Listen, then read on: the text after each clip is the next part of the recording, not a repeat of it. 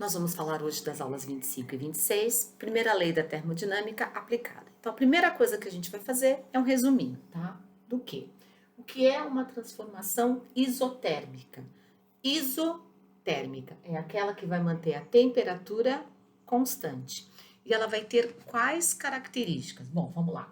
A quantidade de calor vai ser exatamente igual ao trabalho realizado, certo? E eles têm que ser diferente de zero, tudo bem? Então, isotérmica, temperatura constante. Quem vai variar? Pressão e volume, ok? Para calcular o trabalho realizado, vai ser o produto da pressão pelo volume, ok? E a energia, a variação de energia do sistema, ela vai ser igual a zero. Por quê? Porque a quantidade de calor é exatamente igual ao trabalho realizado, tá? Então, eu coloquei esse resuminho para a gente não esquecer, porque fica mais fácil depois de resolver os exercícios, tudo bem? Transformação isobárica. Isobárica, ou seja, pressão constante. Ela vai ter qual característica? Quantidade de calor. Vai ser o produto da massa pelo calor específico do gás a pressão constante, multiplicado pela variação de temperatura.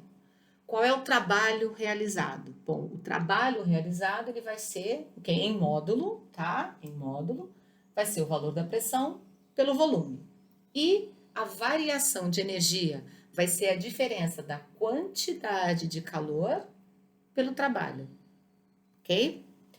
Transformação isométrica. Isométrica, volume constante, tá? Isometria. Então vamos lá. Neste caso, quantidade de calor, massa vezes o calor específico, né, um volume constante, multiplicado pela variação de temperatura.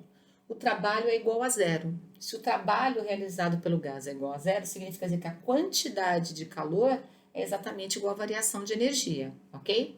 E a parte de variação de energia? Opa, se ela é igual à quantidade de calor, vai ser massa vezes o calor específico, né, para volume constante, multiplicado pela variação de temperatura. Então, o que eu não preciso esquecer?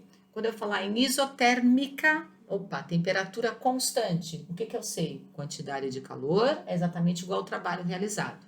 E a variação de energia vai ser zero. Quando eu falar em isobárica, opa, pressão constante. O que eu tenho que lembrar? Que a quantidade de calor eu tenho como calcular, tá? Como é que a gente calcula a quantidade de calor?